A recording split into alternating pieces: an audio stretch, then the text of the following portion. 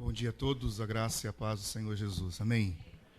Que bom estarmos aqui mais uma manhã para juntos cultuarmos a Deus. Eu queria que você abrisse sua Bíblia, por favor. Salmo de número 3. Gostaria que nessa manhã nós pudéssemos tirar algumas lições importantes deste que é um salmo de confiança em Deus no momento da adversidade. Apenas um panorama. Esse salmo é escrito por Davi. A história dele está em 2 Samuel, a partir do capítulo 15, quando o seu filho Absalão agora se levanta contra ele, e depois de arquitetar, Davi precisa fugir. Então, quando nós fizermos a leitura, você pensa em Davi escondido numa caverna, desamparado, correndo risco de morte. Há milhares de pessoas que agora aderem ao comando de Absalão, e há uma ordem para, ao pegar Davi, ao capturar Davi, pode matar. É nesse contexto que Davi escreve este salmo. E eu gostaria de fazer ele nessa versão da Bíblia King James, mas depois eu quero fazer também na versão que está no Data Show. Salmo de número 3, por favor, acompanhe comigo a leitura. Senhor, como se avoluma o número dos meus opressores, numerosos os que se rebelam contra mim. Ele está dizendo, pode voltar o texto, capítulo 1.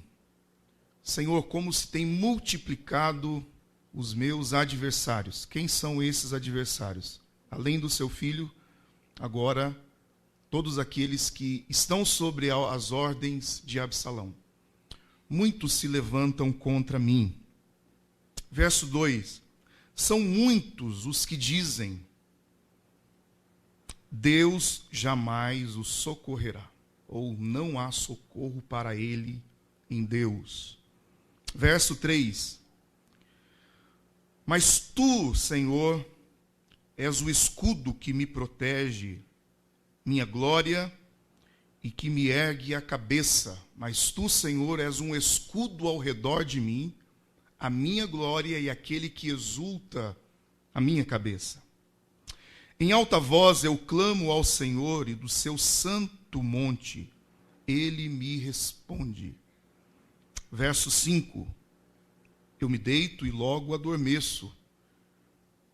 Desperto de novo, pois o Senhor que me sustém. Eu me deito e durmo. Acordo, pois o Senhor me sustenta. Não temo os milhares, ou não tenho medo de 10 milhares de pessoas que me cercam por todos os lados. Erga-te a meu favor, Senhor. Salva-me, Deus meu. Quebra o queixo de todos os meus inimigos e arrebenta os dentes dos ímpios. Verso 8. Do Senhor vem a salvação, e sobre aqueles que são teus, a tua bênção. Louvado seja o nome do Senhor Jesus. Vamos orar uma vez mais? Pergunte ao Senhor o que Ele quer falar com você nessa manhã.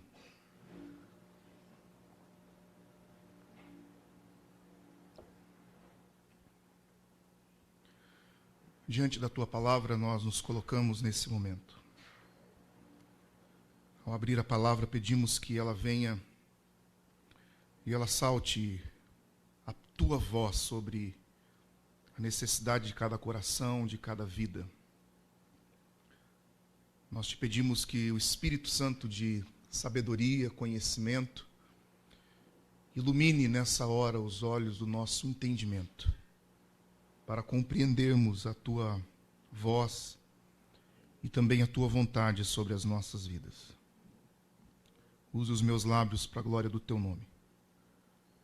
Que haja unção, Senhor, nos ouvidos, para que a Tua palavra possa descer ao coração, trazer significado e possa surtir efeito ainda nessa semana, para a glória do Teu nome, Nós oramos em o nome de Jesus. Amém. Este salmo é um salmo de lamentação. Você percebe nos primeiros versos, há uma lamentação explícita, um desabafo que Davi faz ao Senhor. Ele se dirige ao Senhor, é uma oração.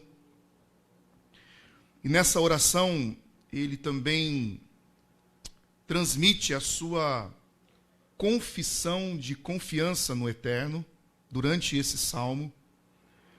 E também um ato de fé.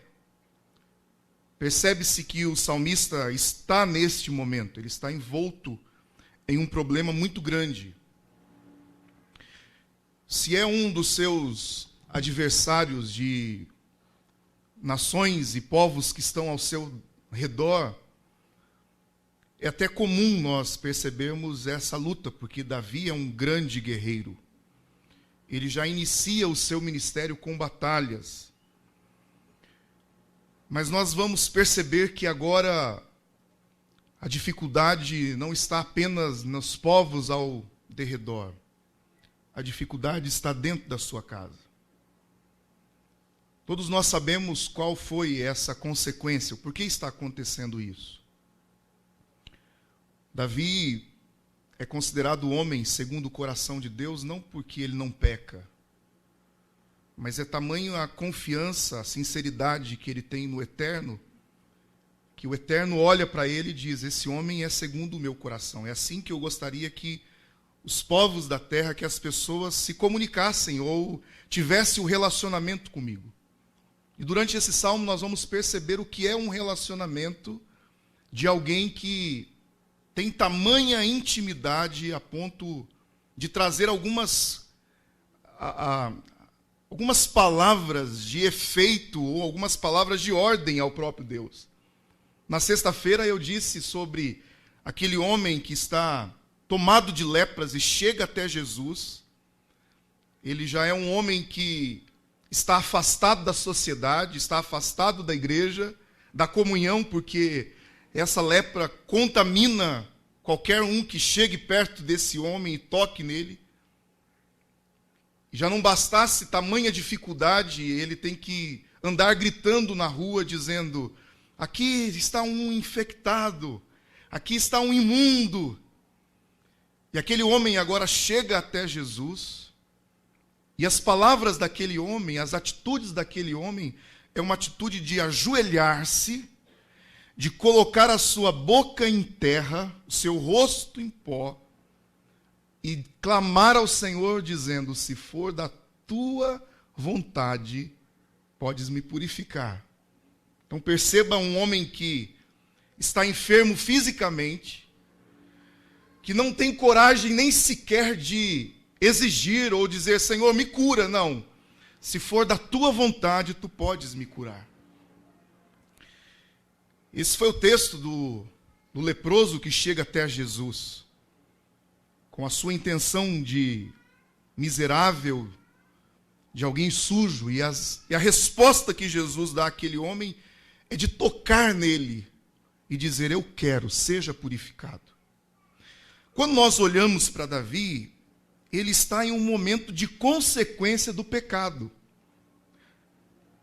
O momento que ele vive é porque ele não soube tratar da sua vida matrimonial, ou seja, ele agora, não bastasse as mulheres que ele tem, ele ainda tira a mulher de um homem, de Urias. Ele se torna assassino daquele homem. Deus vai tratar com Davi e vai dizer que haverá consequências sobre a sua casa, sobre a sua família. Davi não trata o pecado dos seus filhos e, consequentemente, há resultados disso, que agora Absalão, num ato estratégico, coloca pessoas ao seu redor que se levantam contra Davi, e ele agora tem que fugir. Ele está fugido da presença não apenas da sua família, mas do seu povo, porque a ordem é matar Davi. Por isso que ele chora, ele desabafa, ele lamenta ao Senhor durante essa fuga, Porque a morte, aquilo que ele diz no Salmo de número 23, está prestes a acontecer. Interessante que nós estamos percebendo nos dias atuais problemas semelhantes a esse dentro dos lares, dentro das famílias. Os inimigos se levantam dentro da nossa casa, nos afrontam dentro dos nossos lares, no meio daqueles que nós amamos, no meio daqueles que nós entendemos que nos amam.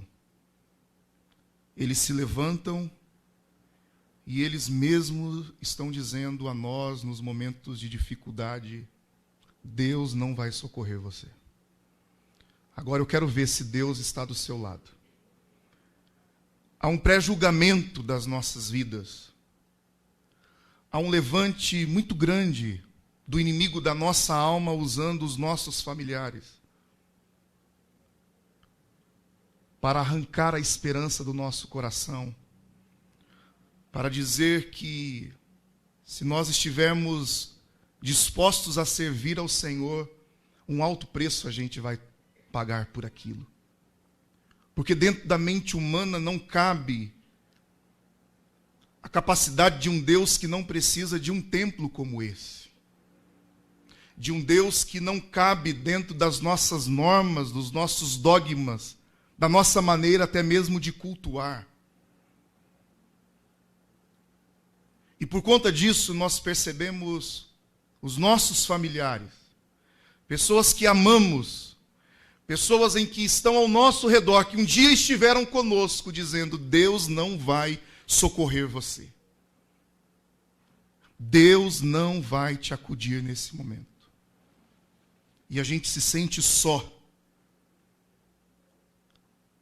Mesmo envolto de tantas pessoas, há dias em que a gente se sente sozinho. A gente só vê inimigos ao nosso derredor. Pessoas tramando contra a gente. Pessoas tentando pegar-nos pelas fraquezas ou os momentos de dificuldades em que erramos. E Davi agora não está sendo maltratado por Deus. Na verdade, é consequência do seu pecado. Interessante que quando nós vamos pecar, quando o pecado está à nossa porta e ele começa a nos envolver, a gente não consegue pensar no dia de amanhã.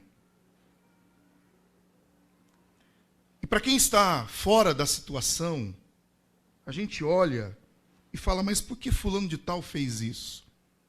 Será que ele não pensou nos filhos? Ele não pensou daqui 5, 10 anos? Infelizmente, o pecado, e a gente precisa encarar isso como uma realidade, pecar não é ruim. Se alguém disser que o pecado é ruim, está mentindo. Porque o pecado traz para nós a saciedade da nossa carne, aquilo que a nossa carne deseja. Os prazeres em que o nosso corpo deseja ter. E é por isso que o apóstolo Paulo vai nos dizer e encarar essa realidade de lutarmos contra a nossa carne. O nosso espírito milita contra a carne. Diariamente há essa luta em nós. E na verdade o Espírito está nos alertando sobre essa consequência que virá. E não será o juízo de Deus sobre aquilo. Será o juízo da nossa própria carne. Paulo vai dizer isso em Gálatas, que a nossa semente na carne trará ruínas para a nossa vida, para o nosso corpo. Há pessoas que estão presas aos vícios. Há pessoas que estão presas à prostituição. Há pessoas que não conseguem largar coisas que satisfazem a sua carne física. E Davi agora está enfrentando toda essa situação porque ele pecou no seu físico, ele respondeu aos estímulos da sua vontade. E eu gostaria de dizer isso a você, meu querido e minha querida irmã, nessa manhã. Vigiemos. Cuidemos da nossa carne. Cuidemos daquilo que nós estamos pensando. Ninguém peca do nada, ninguém comete algo terrível do nada. Aquilo é alimentado, aquilo é produzido, situações em que vai crescendo dentro do coração humano e até mesmo a cauterização da nossa mente em não percebermos aquilo que é errado. Hoje pela manhã, eu dei a oportunidade para a irmã Luciane conversar um pouco com os pais a respeito de séries que estão dentro da nossa casa, que os nossos filhos estão assistindo. Como eu disse esses dias atrás, não é possível mais a gente conter a internet. A proibição gerará o quê? Mais vontades em fazer. A gente foi jovem. Chaves cantou isso para a gente. Se você é jovem ainda, amanhã velho serás. Não é assim? E lá atrás a gente, quanto mais proibia, mais a gente queria fazer. Mais a gente achava que era bom. A nossa oração para que os nossos filhos tenham uma experiência com Deus. Porque se for pelo que a gente fala, eles não vão obedecer. Tudo conspira contra eles. Está todo mundo assistindo, está todo mundo vendo. É o bate-papo deles. E a igreja tem esse papel de alertar. 13 razões é o nome da série, se eu não me engano. Vigiem. Você tem Netflix. Você tem o histórico do que teu filho está assistindo. Fique em cima. Essa série está como um gatilho. Como que é o termo que a Radassa usou?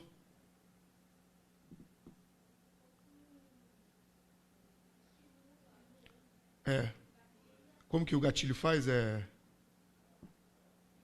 Já está engatilhado para as pessoas que têm depressão.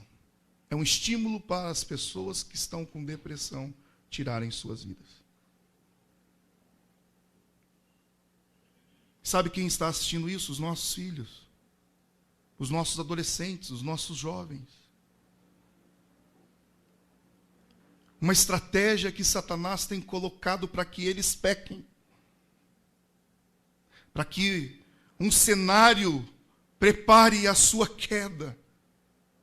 Davi está diante de um cenário e ele não vigiou. Ele cedeu àquilo que o seu corpo queria.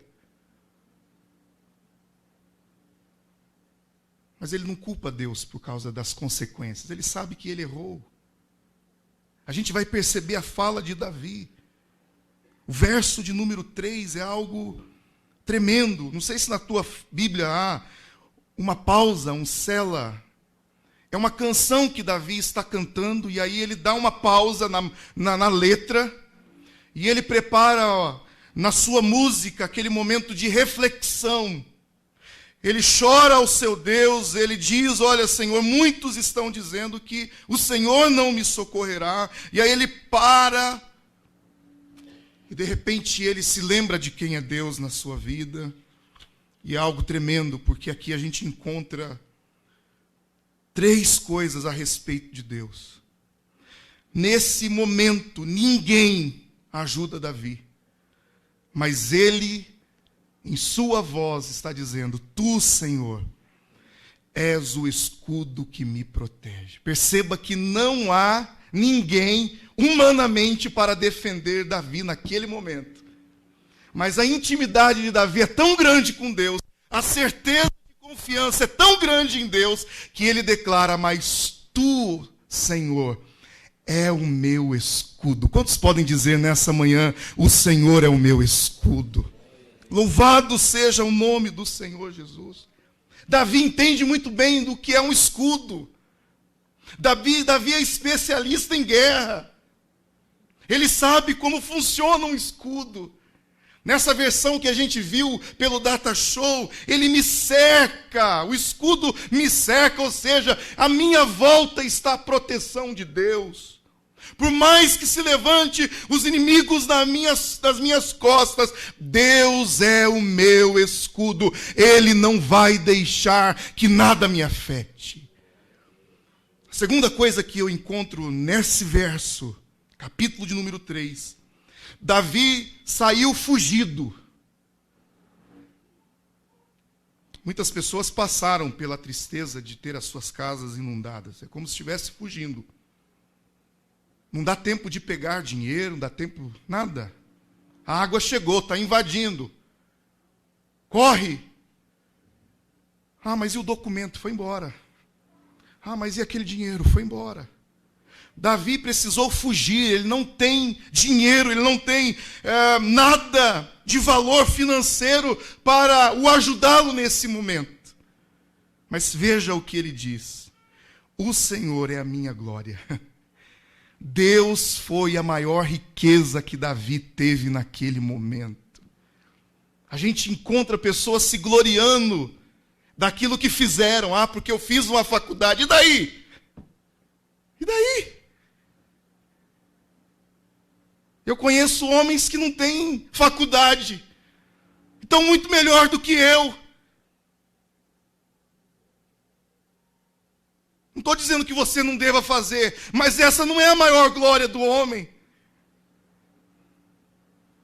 A gente conhece gente capacitada, que tem do bom e do melhor, mas vive frustrada, vive vazia, vive sem sentido na vida. E a gente olha pessoas que aparentemente não têm nada, não têm estudo, não têm capacidade de até mesmo pensar tão profundamente. Mas existe uma riqueza gloriosa do Senhor em suas vidas, que o fazem ser abençoadíssimos. Davi não tem pessoas para o ajudá-lo, mas ele tem Deus para protegê-lo. Davi não tem dinheiro, não tem valor financeiro, mas ele tem Deus como a sua maior riqueza, a sua glória. E o terceiro, ninguém estava estimulando Davi. Mas veja o que ele diz: e o que me ergue a cabeça. Vai dizer se a gente não ficaria mal nesse momento. O filho está perseguindo, os inimigos estão zombando, dizendo: olha, não há salvação de Deus para a vida dele mais. Acabou para Davi. Ele está sozinho numa caverna. Ele está sem ninguém, ele está sem dinheiro, ele está sem arma. Ele é uma presa fácil.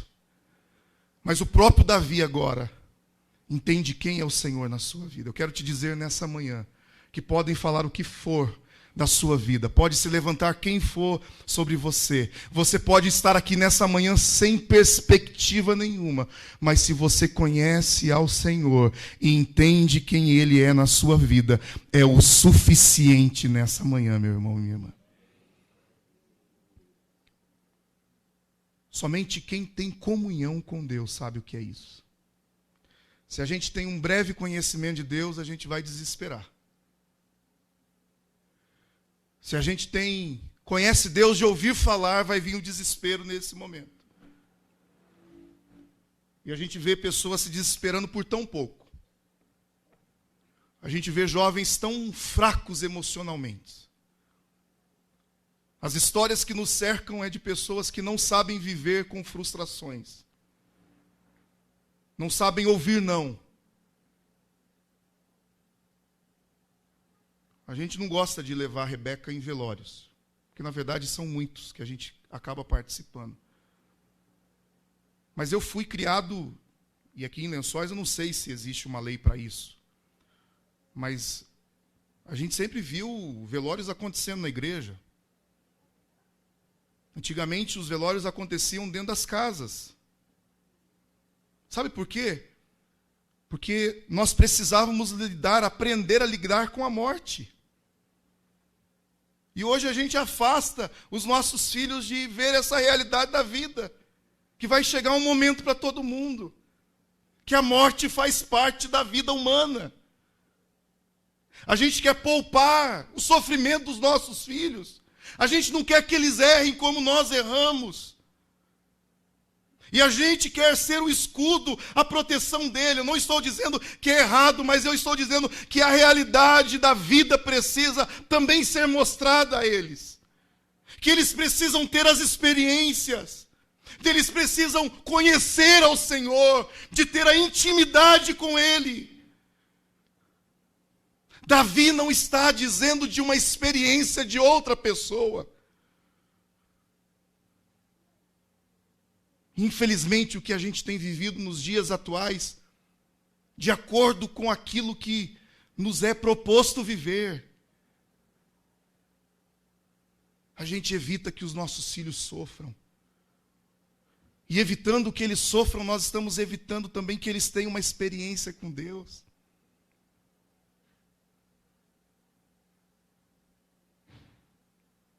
Os nossos filhos já não precisam orar mais para que o milagre de alguma coisa aconteça dentro de casa. Que a gente tem cartão de crédito e a gente compra em 12 vezes. Verdade. Já atrás eu não acreditei num brinquedo que as meninas estavam falando. Ser pai de menina não é fácil não, viu, Júlio? Meu Deus do céu. E agora a Rebeca começou a crescer demais e... Senhor. Um brinquedo, uma bola, assim, meia bola. Se fosse uma bola inteira, tudo bem, mas é meia. A Carla falou, custa R$1.000. Eu falei, não é possível. Uma boneca? É, umas bonequinhas. Não é possível. Aí eu fui na loja, 990, não era R$1.000, 999,99. O sangue de Jesus tem poder. E aí Carla foi lá para a Jordânia e ela precisou resolver umas coisas em Londres.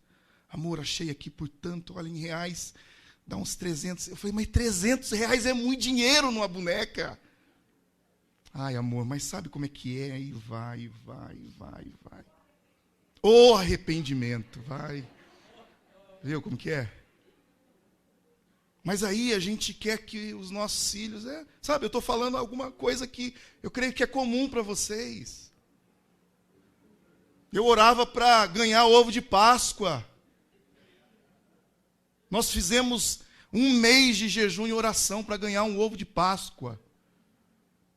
Chega a época de Páscoa, a Rebeca não aguenta mais nem olhar de tanto chocolate que vem. E a gente está poupando os nossos filhos das experiências, da falta.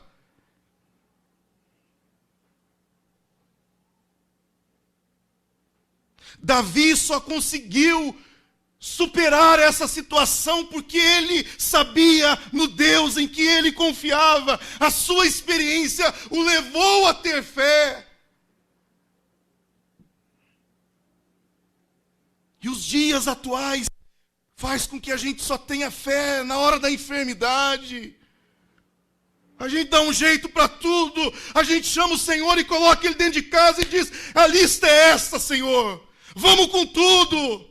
Vamos parcelar. E a gente deixa de viver os momentos que vão trazer resultados positivos lá na frente. Porque a gente está tentando dar jeitinho nas coisas. A gente quer resolver do nosso jeito.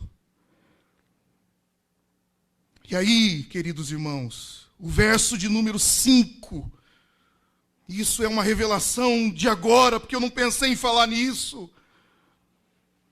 Mas quantas vezes eu preciso do remédio para dormir? Porque tamanha angústia do dia a dia, das pressões, dos momentos em que nos levam a isso. E Davi, com toda essa camada, esse céu escuro sobre a sua cabeça, num momento que não dá para dormir. É brincadeira o que Davi está falando aqui para a gente. Está todo mundo ao redor dele querendo matá-lo. E ele deita e pega no sono. Ele deita e dorme. E aí ele desperta e ele diz, porque é o Senhor que me sustenta. Ah, que tapa na nossa cara. Que confiança é essa que nós estamos perdendo no Senhor? Que confiança é essa que nos dias atuais a gente não consegue dormir, tamanha pressão? Mas isso se chama desconfiança em Deus. Porque a gente olha para a nossa capacidade de resolver. Aí vem o resultado de tudo aquilo que a gente gera, quando nós não temos experiência com Deus. Ah, que versículo tremendo. De deitar e dormir. Dormir como uma criança dorme. A criança não dorme pensando no boleto de amanhã. Criança não perde sono. Já viu isso? Só se tiver alguma gripe, alguma coisa, mas criança deita e apaga, esquece. Dorme a noite toda, confiando, ou até mesmo nem sabendo o que vai acontecer amanhã, porque ela não se preocupa com o dia de amanhã. Sabe por quê? Porque ela tem intimidade com o pai e a mãe. Ela sabe que vai ter alimento em casa. E o salmista Davi agora deita e dorme, porque é o Senhor que o sustenta. Eu quero dizer a mim e a você nessa manhã, nós deitaremos e dormiremos e pegaremos no sono e acordaremos, porque o Senhor tem nos sustentado, queridos irmãos. Mas eu digo a você, é necessário as experiências difíceis, para que a gente cresça, para que a gente amadureça. Faz parte do crescimento. O crescimento traz dor, sabia disso? É que a gente não lembra mais de como a gente cresceu. Dá dor depois agora, né, de crescer para cá, assim, né? Mas quando crescia para cima, os ossos, eles ficam doloridos. O adolescente tem dor no seu corpo. E aí a gente, quando começa a doer, a gente já quer recorrer à solução. A Neusaldina espiritual. E Deus está falando, olha, é necessário você crescer. E dói, machuca. E traz incômodo. Mas entenda que no seu crescimento eu estou junto de você. Eu não te desamparo, eu não te deixo. E aí o salmista volta então a relembrar os inimigos que estão à sua volta, mas agora perceba que ele já muda completamente esse cenário. Primeiro ele olha e percebe todos que estão contra eles, o que estão dizendo. Então ele para, reflete sobre aquilo. Ele entende quem é o Senhor, depois ele reflete novamente, dá uma pausa nas suas falas, no seu cântico, e ele então volta dizendo e se lembrando que ele deita, dorme, se levanta, e agora eu não temo os milhares de inimigos que me cercam de todos os lados. De todos os lados, Davi sabe que está sendo perseguido. Quem sabe a sua situação nessa manhã? Não bastasse o problema com a esposa, tem problema com o filho, tem problema financeiro, tem problema no trabalho, está com problema emocional. Você está se sentindo nessa manhã como Davi. Por onde você olha, você se sente cercado. Mas eu inspiro você a dizer nessa manhã, eu não temo os meus inimigos.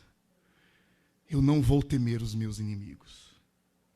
E aí é interessante que no verso 7, Davi agora dá uma ordem para Deus. A fala de Davi é como uma ordem. Tamanha é a comunhão e intimidade com Deus que Davi diz assim, olha, erga-te a meu favor. Davi está tão cheio da confiança de Deus. Davi está tão repleto da fé que ele tem no Senhor, que ele diz, erga-te a meu favor, Senhor. Salva-me, Deus meu. Numa expressão de que a capacidade desses homens está na sua fronte, a força que eles têm nos dentes, a capacidade deles lutarem é tão grande, que na sua face, nos seus dentes, estão com raiva de Davi. Davi diz assim: Senhor, vai lá e arrebenta a cara deles. Quebra o queixo deles. Quebra todos os dentes, a capacidade deles em me destruir. Que audácia de Davi dizer isso a Deus. Como é que Davi pode dar essa ordem ao Senhor? Não. Na verdade, Davi já entendeu que Deus faria isso. Pela fé, Davi está dizendo: Senhor, eu sei que o Senhor fará isso, que o Senhor se levantará contra os meus inimigos. O Senhor me salva. O Senhor quebra a capacidade deles de me destruir. Se nós lermos no capítulo de número 15 de 2 Samuel em diante, nós vamos ver exatamente isso acontecendo. Davi agora recebe um grupo de homens para lutar com ele. O maior inimigo que se levantou contra Davi era Absalão. Davi não precisou fazer nada contra o seu filho, assim como ele não tinha feito com Saul. O próprio Absalão agora fica preso numa árvore.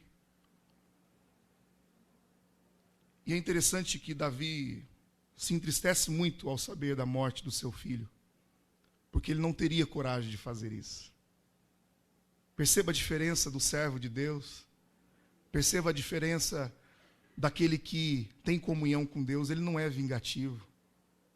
Davi sai para se defender, e o próprio Absalão se perde, fica preso numa galhada, e os seus inimigos, agora opositores a Absalão, vêm e o mata, e diz o texto que Davi chorou amargamente a morte do seu filho.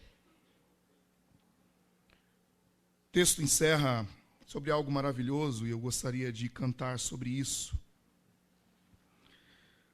Davi entende que a salvação não está na sua capacidade. A nossa salvação não está na nossa capacidade de sermos bons. A nossa salvação está no nosso Senhor e Salvador Jesus Cristo. Davi então agora olha para o eterno e ele diz: Senhor, a salvação vem de ti e sobre aqueles que são os teus. O Senhor sabe os que são seus. Quantos são do Senhor Jesus nessa manhã? Diga amém. A salvação do Senhor é sobre a sua vida. E ele encerra dizendo que há a bênção do Senhor sobre essas pessoas. Olha que interessante. Você não vai precisar nem lutar, porque essa batalha não é sua. A batalha da salvação não é sua. Ela já foi conquistada na cruz do Calvário.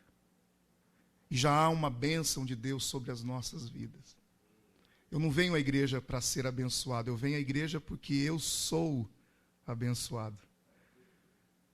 Eu não dou o meu dízimo para ser abençoado, eu dou o meu dízimo porque eu sou abençoado. Eu não oferto na igreja para ser abençoado, eu oferto porque eu sou abençoado. Eu não venho na igreja com a minha família para ser abençoado, eu venho à igreja porque a minha família é abençoada pelo Senhor Deus. Há uma diferença muito grande. Se nós compreendermos que no reino de Deus não existe barganhas, porque não depende mais de nós, depende tão somente dele, as coisas tornam sentido.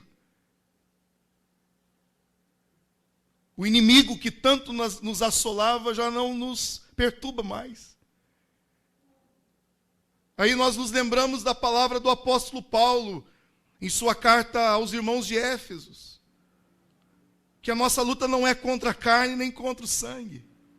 Por mais que Satanás use as pessoas,